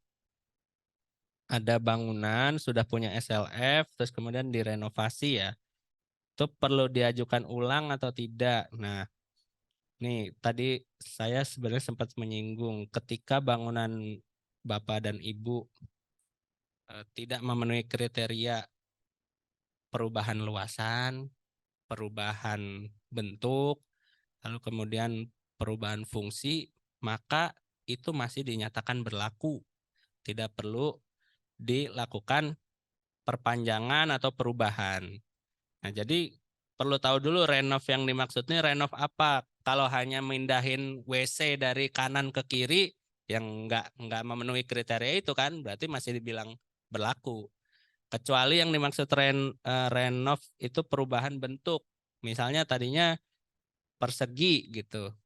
Ketika direnov jadi letter L misal bangunannya. Berarti kan ada selain berubah bentuk, berubah juga luasan tuh. Nah, maka memenuhi kriteria tadi, maka harus mengurus lagi. Tidak perlu nunggu nanti 5 tahun. Karena apa? Karena dengan sendirinya SLF yang ada itu ketika bangunannya sudah berubah ya tidak berlaku. Gitu. Nah, saya kira itu cukup menjawab ya, Mas Gipal. Kemudian Pak Bambang, Sentra Motor Wheel ya Pak, CMWI ya? Oh iya iya. Jadi ada ekspansi bangunan yang sudah ber-SLF, perlu ajukan ulang atau tidak? Jawabannya perlu ya, karena sudah memenuhi kriteria tadi. Bapak sudah perubahan bentuk, perubahan luas, perubahan fungsi. Mungkin fungsinya enggak ya, fungsinya masih tetap sama, tapi luasan dan bentuknya sudah berubah, maka perlu diajukan lagi. Berapa lama prosesnya? Kalau dalam ketentuan PP 16, proses PBG itu ditempuh selama 28 hari, Pak. Tuh. Dan proses SLF itu ditempuh selama 3 hari. Nah, 3 hari itu ketika apa? Ketika permohonannya sudah masuk ke SIM BG dan dinyatakan lengkap dan benar. Jadi 3 hari itu jangan Bapak hari ini Bapak teken kontrak sama konsultan terus 3 hari jadi, enggak Pak. Maksud 3 hari itu ketika sudah masuk di SIM BG. Gitu. Kalau Bapak baru teken kontrak sama konsultan yaitu kurang lebih tanyakan dengan konsultannya mampu berapa lama meriksa bangunan saya. Gitu. Karena kemampuan konsultan beda-beda. Maksud kemampuan di sini adalah tidak semua konsultan itu punya atau tersedia alat uji. Kadang-kadang ada yang harus sewa dulu, kan butuh waktu tuh. Atau harus dikirim dulu kantornya mungkin di mana, di Jakarta atau di Bandung sana gitu. Tuh, jadi kalau untuk layanan di luar itu tidak masuk dalam argo pelayanannya di pemerintah. Jadi itu silahkan dibicarakan dengan pengkaji teknisnya. mampu berapa lama gitu.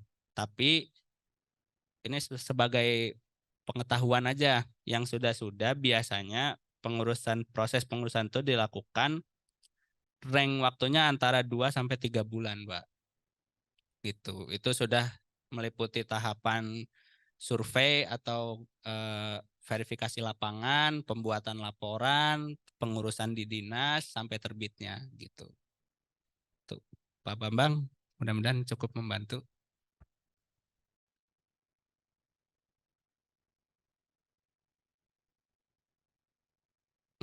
Kapan harus mengupdate?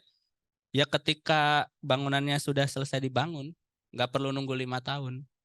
Jadi ada perluasan, ekspansi, PBG-nya diproses, baru boleh ekspansi. Ketika sudah ekspansi, bangunannya jadi, sebelum dimanfaatkan, urus SLF-nya. Nggak perlu, tapi saya punya SLF. Ini udah masih berlaku, masih 4 tahun lagi gitu. Ya itu dinyatakan nggak berlaku SLF-nya. Karena apa? Karena sudah terjadi perubahan, Pak. Gitu.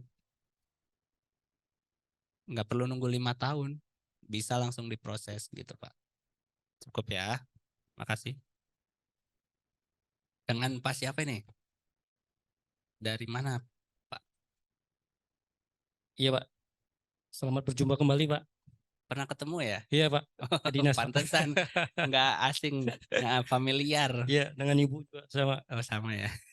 Ya jadi gini Pak, SLP kita kan keseluruhan ya. Boleh ini Pak, perkenalan diri lagi. Iya. Mau dicatat. Didik dari Didik. Bristol. Pak Didik. Dari Iya. Bristol. Jadi SLP kita kan keseluruhan Pak, bangunan ya. Semua IMB atau PB kita urus.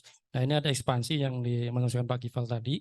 Itu kan masing-masing HGB atau sertifikat itu kan terbagi-bagi Pak kita. Pembangunannya terbagi-bagi.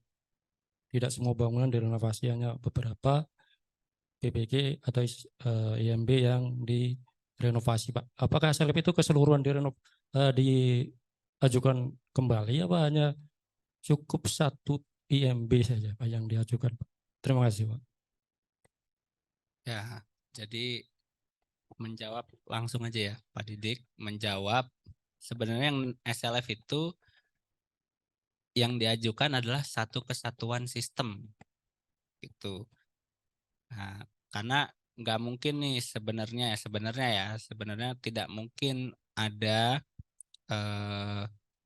satu kawasan itu tidak, maksudnya satu persil ya, satu kawasan tanah milik Bapak itu tidak saling bersinggungan antara bangunan satu dengan bangunan lain. Tuh. Ini saya bicara ideal dulu nih, idealnya seperti itu. Nah, tapi di PP 16 itu ada dimungkinkan untuk dilakukan yang namanya SLF sebagian, Pak. Nah, tapi perlu diklarifikasi dulu yang namanya sebagian ini sebagian apa gitu. Yang dimaksud sebagian itu adalah sebagian antar masa bangunan. Itu contohnya mungkin saja nih tanah antara gedung The Manor sama Hotel Batika itu satu persil ya. Mungkin saja, mungkin seperti itu tuh ya. Nah, tapi dari pemohon pengennya meng-SLF-kan bangunan The Manor-nya dulu gitu. Nah, itu dimungkinkan, Pak. Boleh antar satu masa bangunan. Nanti keluar SLF yang namanya SLF sebagian. Gitu. Tapi bukan berarti yang dimaksud SLF sebagian tuh kayak gini, misal. Saya punya bangunan nih, Pak. Ada bangunannya nyambung misalnya. Yang satu ada gor misal, yang satunya kantor gitu. Tapi masih dalam satu atap, satu masa bangunan. Nah, saya pengen SLF-nya hanya kantornya aja, Pak, gitu. Untuk gornya saya nggak perlu gitu, karena saya proses akreditasi, ISO atau sebagainya gitu ya, misal kepentingannya. Saya butuhnya untuk kantornya aja. Nah, itu yang nggak bisa. Bukan begitu yang namanya SLF sebagian gitu. Masa ya kita dalam satu gedung gitu ya, satu masa bangunan, let's say yang sebelah kiri itu belum layak fungsi, yang sebelah kanan udah layak fungsi. Enggak gitu konsepnya. Jadi kalau mau melakukan SLF sebagian, bisa dengan catatan harus satu masa bangunan full. Gitu. Bukan sebagian. Jadi misal contoh tadi Pak Bambang ya, melakukan pelebaran gitu. Yang tadinya 1.000 jadi 1.500. Terus kemudian yang di SLF kan hanya yang 500 pelebarannya. Nah, enggak gitu. Karena apa? Karena satu masa bangunan pelebarannya satu kesatuan struktur. Jadi yang di SLF kan yang 1.500 itu nanti, bukan yang 500-nya aja. Gitu. Cukup, mudah-mudahan menjawab ya. Rame ya. Perkenalkan Pak, saya Rizky dari Surya Cipta. Izin mau menanyakan Pak, sebelumnya kan kita sudah mengajukan permohonan terkait izin reklame. Reklamenya itu yang di bawah ada yang Surya Cipta Square 1 dan Surya Cipta Square 2. Di situ kita sudah mengajukan permohonan di sistem SIMBG dan sudah terdapat tanggapan dari sistem bahwa harus ada 2 poin yang dikoreksi. Pertama, terkait luasan sertifikat, di mana luasan sertifikatnya 67.110 meter persegi, tetapi sertifikat tersebut sudah dipecah menjadi batika. Jadi yang kita input itu luas sisa atau tetap luas awal yang ada di sertifikat. Yang kedua, di sini diminta upload resi atau bukti daftar IPR dari sistem SITETEH. Yang dimaksud dengan upload resi itu resi apa Pak? Dan kalau bukti daftar di IPR di sistem SITETEH-nya itu yang mana? Dan kalau itu sudah kami dapatkan, di-uploadnya di bagian kolom yang mana? Baik, mungkin sekian dan terima kasih. Baik Bapak Ibu sekalian, untuk pertanyaan dari peserta offline kita tutup ya. Selanjutnya kita akan praktek terkait registrasi SIMBG. Iya. Pak Rizky Surya Cipta ya. Jadi kaitan data tanah gitu ya. Data tanah itu kan ada di input ya di SIMBG ya. Di sertifikat tanahnya ada tulisan sisa. Sisa. Nah, kalau ada tulisan sisa berarti yang diupload atau yang ditulis di data tanahnya itu yang sisanya gitu.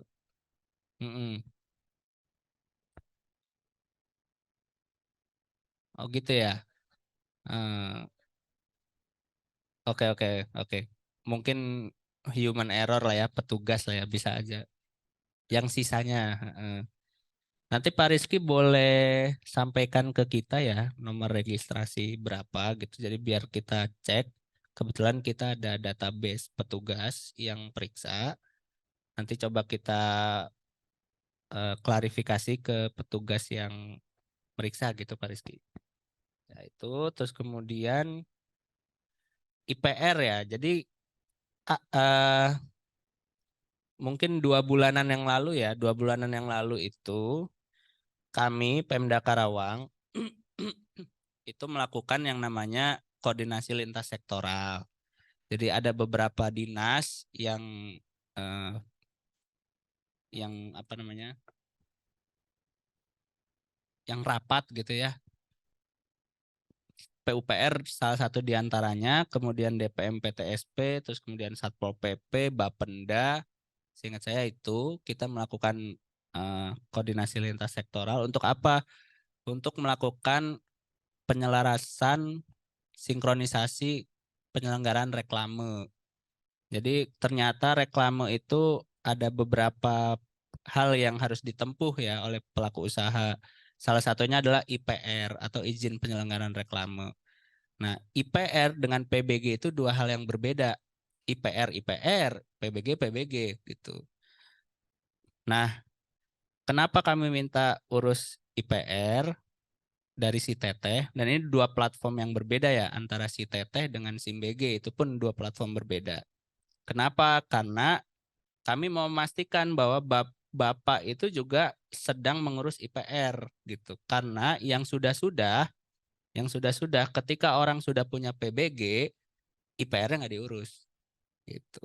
Kenapa? Jatuhnya nanti ke pajak, Pak, gitu. Karena ada potensi pendapatan daerah dari reklame. yang bisa kita tarik. Makanya sebenarnya kalaupun SIM BG ini bukan dari pusat ya, kita cukup dari si Teteh, akan kita buat dari si Teteh satu platform gitu. Cuma karena SIM BG itu arahan pusat, ya kita mau nggak mau harus ngikut, dan kita nggak bisa modif SIM BG gitu. Ngurus IPR dari SIM BG juga bisa nggak? Ya nggak bisa gitu, karena ini kewenangannya pemerintah pusat. Nah, karena kita pemerintah daerah hanya operator, jadi kita ya udah akhirnya kita yang bisa kita lakukan adalah melakukan sinkronisasi gitu. Jadi Bapak ngupload di si Teteh juga, upload juga di SIM BG gitu. Nah, nanti terus kan tadi nggak ada tuh Pak persyaratan uploadnya di mana? Ya emang iya, karena kita nggak bisa minta ke pusat gitu ya. Pemerintah pusat, Kementerian PU, coba dong dibuatin satu slot kolom untuk ngupload resi si Teteh. Itu kan adanya di Kerawang doang Pak, gitu. Belum tentu di Subang, di Purwakarta, di Bekasi ada seperti itu juga. Dan belum tentu platformnya namanya si Teteh juga, beda-beda tiap daerah. Katanya tadi seragam. Nah, ini beda Pak. Yang seragam itu hanya PBG. Kalau untuk IPR kan bukan 4 yang wajib tadi ya. PKKPR, dokumen lingkungan, PBG dan SLF gitu. IPR tuh produk berbeda Pak. Gitu. Makanya tiap daerah masih pakai kebijakan masing-masing. Gitu. Jadi kami harap Bapak juga bisa mengurus resi IPR-nya gitu. Upload di mana? Terserah di mana aja. Bapak boleh upload di mana aja. Boleh, nanti biar petugas kami yang cek gitu. Kurang lebih itu ya Pak Rizky ya. Terima kasih.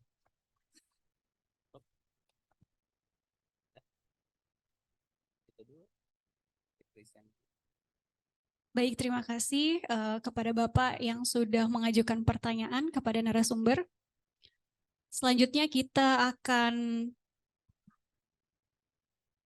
melakukan bagaimana registrasi akun SIM BG, yaitu praktek langsung dengan Bapak Roland Bagaskara. Kepadanya kami persilakan. Ya, baik Bapak Ibu. Materi selanjutnya adalah simulasi ya. Tapi saya harap sih Bapak Ibu harusnya udah punya akun semua ya. Atau masih ada yang belum punya akun ini Pak? Karena kalau belum punya akun, Bapak Ibu harus bikin akun dulu. Caranya seperti ini. Mana? Bukan, akun pemohon. Udah punya kan? Punya nggak? Sudah pada pegang belum akun pemohonnya? Ini punya kamu. Oh ya udah. Nah, pertama Bapak Ibu buka ininya dulu ya, buka websitenya simbg.pu.go.id. Lalu kemudian nanti akan muncul display tampilan seperti di layar monitor ini. Lalu setelah itu kalau Bapak Ibu belum punya akun, Bapak Ibu bisa daftar ya. Klik daftar. Nah, nanti di sini didaftar sebagai apa? Itu sebagai pemohon ya. Pemohon, terus kemudian alamat emailnya ditulis, nanti kata sandinya ditulis, terus kirim. Sudah sesederhana itu. Nanti akan ada link aktivasi melalui email yang tadi email ditulis itu. Nah, nanti Bapak Ibu sudah bisa punya akun untuk melakukan permohonan. Untuk membuat akun cukup mudah ya, harusnya paham. Nah, sekarang saya buka coba untuk akun ini ya, pemohon nih. Saya punya akun.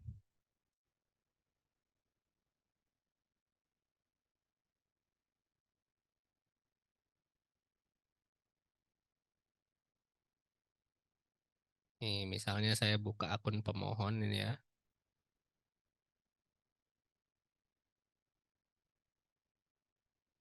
Terus kemudian kita masuk.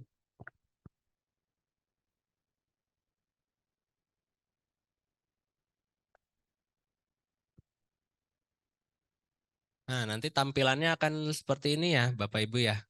Tampilannya akan seperti ini. Ini bisa dimatiin nggak ya itunya? Oh, mati ya. Dari sini. Nah, nggak kelihatan soalnya. Oke.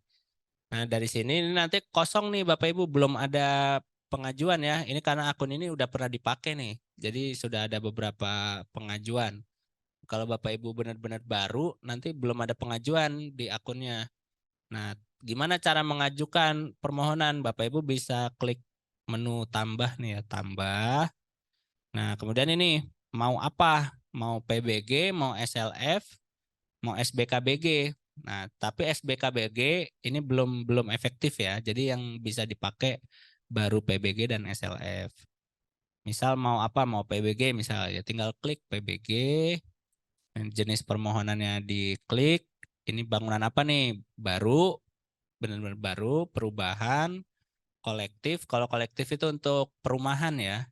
Perumahan, terus prasarana, prasarana itu misalnya pagar atau reklame tadi atau tower itu, terus saluran, perkerasan. Misal saya mau bikin parkiran gitu, nggak ada atapnya, cuma dari paving block. Nah itu mengajukannya bangunan gedung prasarana ya.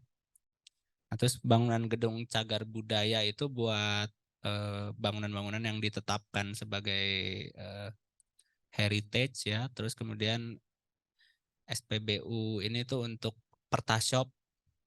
Nah, itu bangunan bertahap nih saya belum paham nih. Ini fitur baru kayaknya nih yang bangunan bertahap. Baru lihat soalnya.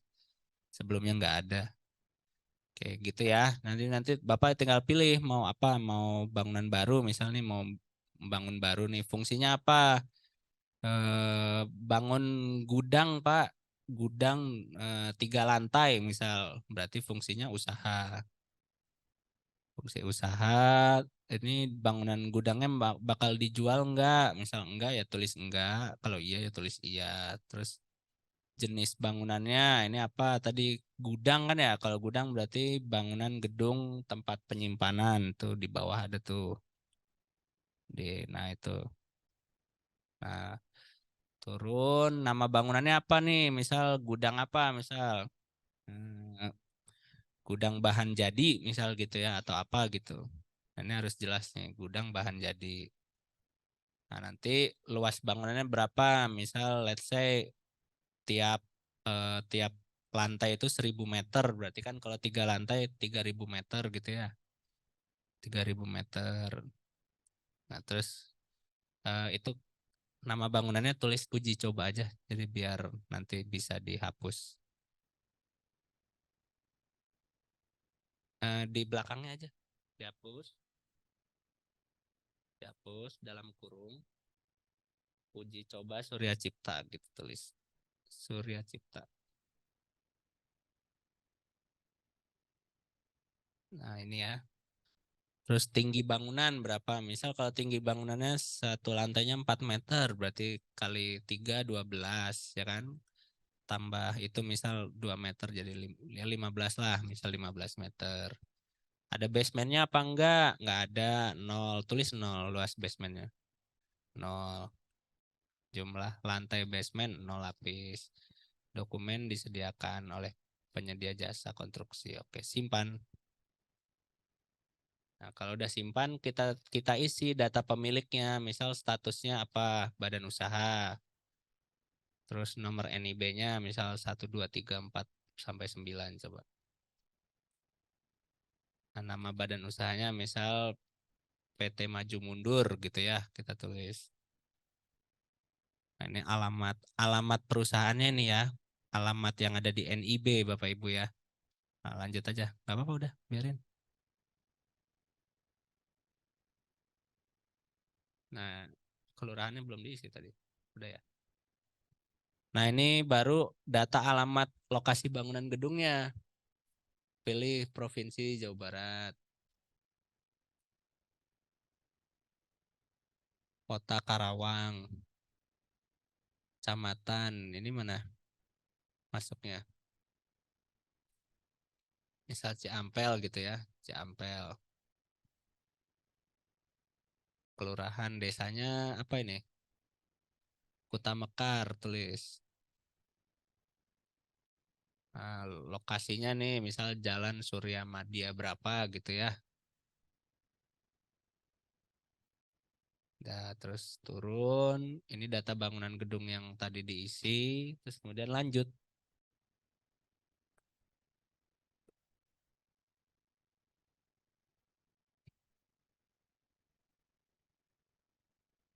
Nah, ini data tanah, lanjut ngisi data tanah ya. Data tanah ini diklik.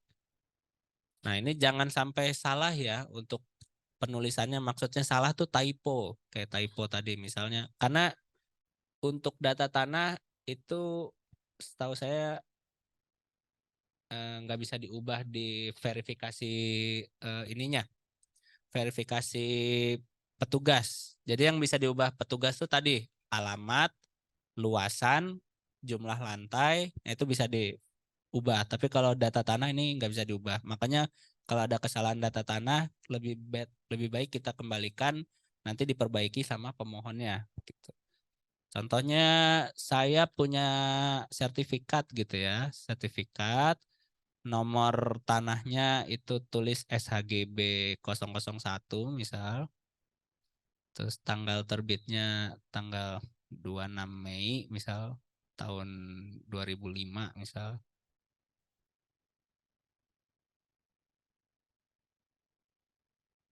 Ini tahun 2005 Mei tanggal 26 misal. Nah, luas tanahnya 10.000 gitu ya. Nah, ini jangan pakai titik ya Bapak Ibu ya. Kalau Bapak Ibu pakai titik terbaca sebagai koma di sistem. Jadi kalau ada 10.500 ya tulis aja 1500 misal. Hak kepemilikan ini hak guna misalnya, hak guna pilih, terus nama pemiliknya tadi PT Maju Mundur misalnya. Nah, terus diupload bukti kepemilikan tanahnya.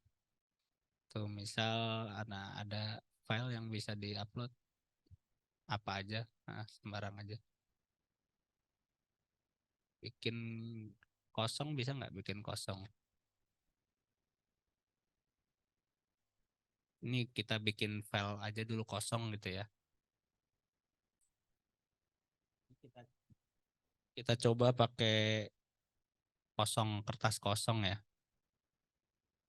Ini file diupload. Ya, terus perjanjian tanah kalau misalnya memang sudah sesuai atas nama PT-nya ya tidak ada aja. Nah, simpan.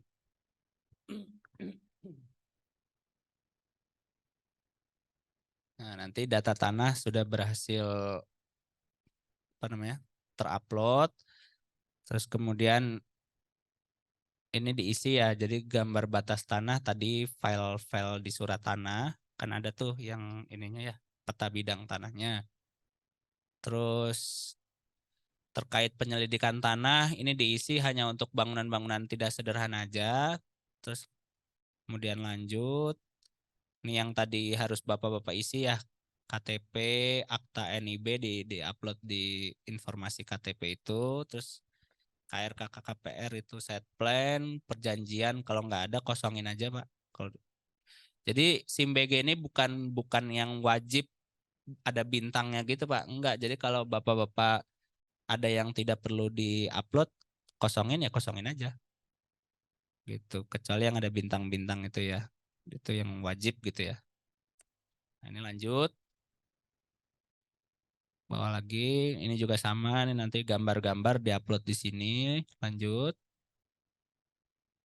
Ini gambar-gambar juga masih sama. Ini diupload di sini, ini lanjut.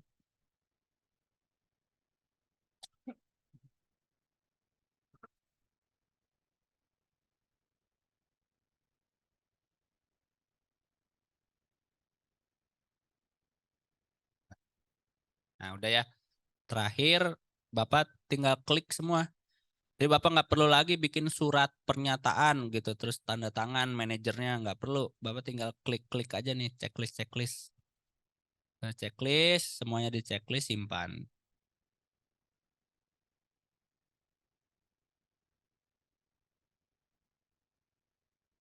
Nah, kalau dari simpan, lihat paling bawah. Nah, ini sudah masuk Pak. Permohonan Bapak sudah masuk dengan nomor registrasi terlampir ya, kelihatan tuh. Nah, nanti statusnya kelihatan tuh, verifikasi kelengkapan oleh dinas teknis. Gitu. Berarti status permohonan tadi sudah ada di dinas teknis. Atau misal yang atasnya tuh udah pengambilan dokumen, berarti udah bisa udah terbit SLF atau PBG-nya. Nah, misal yang itu deh, penugasan inspeksi tuh. Nah, nah kalau udah terbit, Bapak boleh klik dokumen. Klik dokumen. Nah, nanti Bapak bisa lihat langsung PBG-nya dari sistem.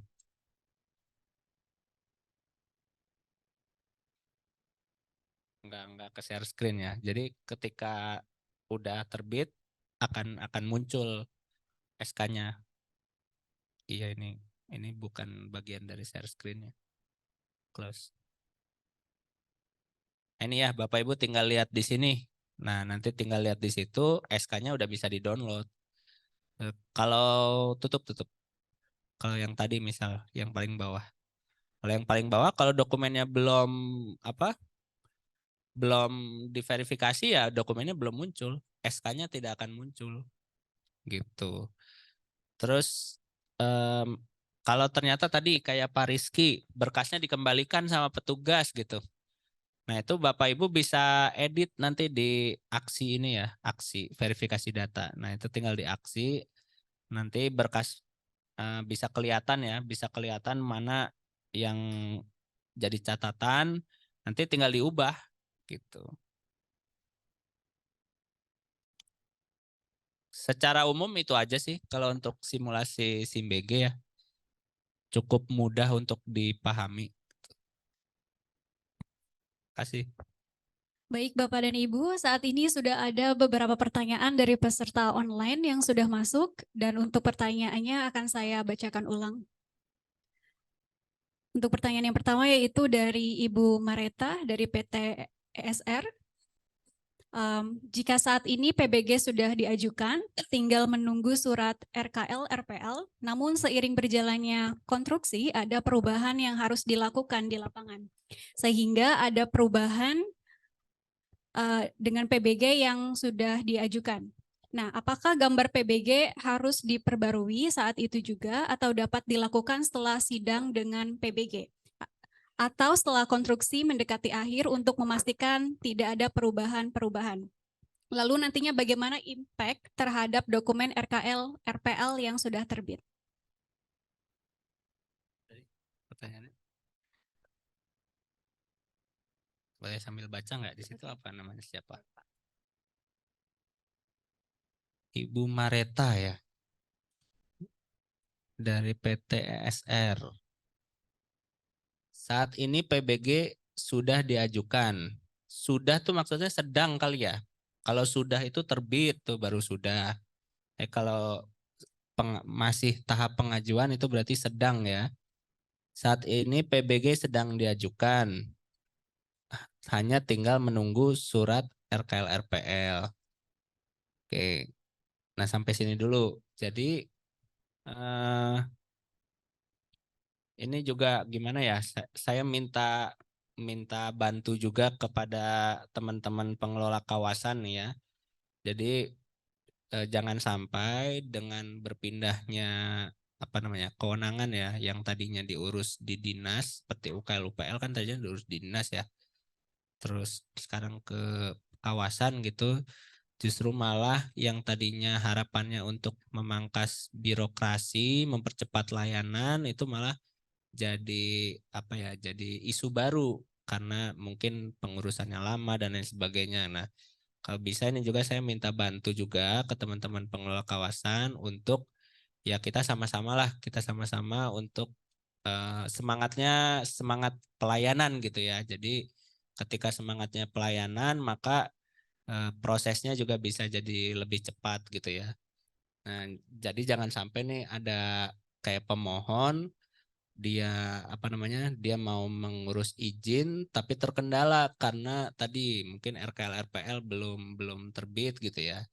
Nah, ini ya mau nggak mau ini harus ditunggu dulu sampai kawasan menyatakan bahwa RKL RPL-nya diterima gitu. Nah, tapi adapun mungkin ini solusi aja ya saya ke teman-teman di kawasan gitu ya. Kalaupun misal sekiranya proses itu bisa berjalan dan saya yakin bahwa RKL-RPL itu mungkin jarang ya atau mungkin bahkan tidak ada yang ditolak gitu. Hanya tinggal masalah revisi atau penamaan dan lain sebagainya gitu. Nah, kalau bisa teman-teman kawasan juga mau kalaupun antri gitu ya, antri karena saya yakin pasti antri banyak dan mungkin petugasnya juga terbatas jadi kewalahan. Nah, kalau boleh dibuatkan surat gitu, keterangan bahwa perusahaan-perusahaan mana yang memang sedang dalam proses penyusunan itu. Karena kami pun di Dinas PU pun juga ada layanan untuk itu gitu, untuk teman-teman yang butuh keterangan gitu, kami bisa buatkan. Nah, saya juga berharap dari teman-teman pengelola kawasan bisa membuatkan itu. Jadi prosesnya bisa dilakukan paralel gitu ya. Nah, namun seiring berjalan konstruksi ada perubahan yang harus dilakukan di lapangan sehingga ada perubahan dengan PBG yang diajukan. Nah, ini perubahannya sejauh apa dulu? Kalau perubahannya tadi meliputi luas, bentuk dan fungsi, ya maka itu PBG-nya harus diubah gitu. Tapi kalau hanya perubahannya ternyata ketika dibangun BOD atau manajemen nggak pengen ada ruangan rapat di sebelah sini gitu, mau diganti ke sebelah sana misal. Ya kalau hanya sebatas relayout, menurut saya nggak perlulah sampai diubah gitu. Yang penting luasannya masih sama, fungsinya masih sama, bentuknya masih sama, itu masih sesuai lah gitu. Nah gitu. Terus apakah gambar harus diperbarui saat itu juga atau dapat dilakukan setelah sidang? Nah kalau memang ternyata perubahannya itu ada sebelum PBG-nya terbit gitu ya, dan nanti bisa disampaikan ke dinas gitu bahwa kami ada perubahan gambar misal. Nah disampaikannya kapan? Bisa pada saat proses konsultasi atau menyampaikan secara langsung kepada dinas. Karena medianya kan nggak ada ya kalau untuk perubahan atau revisi di SIMBG itu nggak ada medianya gitu. Di sebelah mana kami pemohon tuh bisa melaporkan itu, karena nggak ada ya udah mau nggak mau berarti laporkan secara manual teknis ke dinas gitu. Bapak Ibu bisa temui petugas yang ada di dinas, bisa temui saya, bisa temui petugas-petugas yang lain gitu. Sampaikan aja kalau akan ada perubahan. Jadi nanti ketika petugas kami melakukan verifikasi nanti bisa langsung dikoreksi. Karena kalau untuk luasan, tinggi, jumlah lantai itu bisa kami koreksi gitu ya. Sebelum SKRD atau tagihannya kami buatkan gitu. Jangan sampai perubahan atau pemberitahuan revisi itu datang ketika tagihan retribusi sudah dibuat gitu. Karena ketika tagihan retribusi sudah dibuat itu udah terhitung sebagai hutang, Pak. Gitu.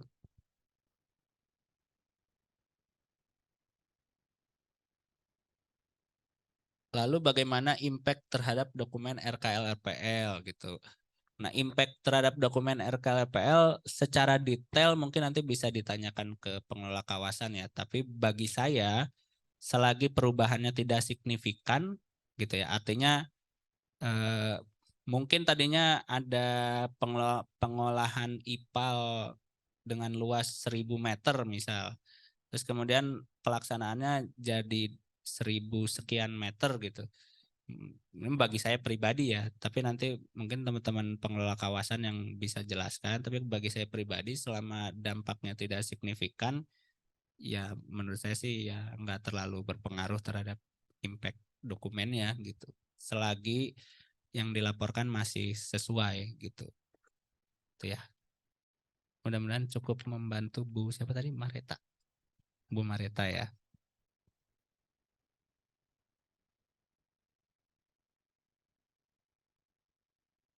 Baik Bapak Ibu peserta seminar, eh, karena keterbatasan waktu yang kita miliki saat ini dan masih ada beberapa pertanyaan yang belum sempat kami jawab satu persatu pada sesi Q&A ini, maka akan kami jawab melalui email Bapak dan Ibu sekalian. Terima kasih Bapak dan Ibu sekalian atas pertanyaannya. Bapak Ibu peserta seminar dan webinar, kita sudah sampai pada penghujung acara. Kami sampaikan terima kasih kepada para peserta seminar dan webinar, dan terutama kami sampaikan terima kasih kepada narasumber yaitu Bapak Roland Bagaskara. Kami juga sampaikan permohonan maaf jika ada hal-hal yang kurang berkenan. Kami menyadari jika informasi ini mungkin belum sepenuhnya memuaskan keinginan Bapak dan Ibu sekalian. Untuk itu, jika ada pertanyaan yang lebih detail terkait SIM BG, maka Bapak Ibu dapat mengunjungi Surya Cipta Center of Information di lantai dasar Gedung Demanur Surya Cipta Square atau dapat mengirimkan email ke revi.cohyanti@suryacipta.com. Selain itu juga acara webinar hari ini akan kami tayangkan di kanal YouTube kami yaitu di Surya Cipta City of Industry. Dan terkait bahan presentasi acara ini akan kami kirimkan melalui alamat Bapak Ibu sekalian.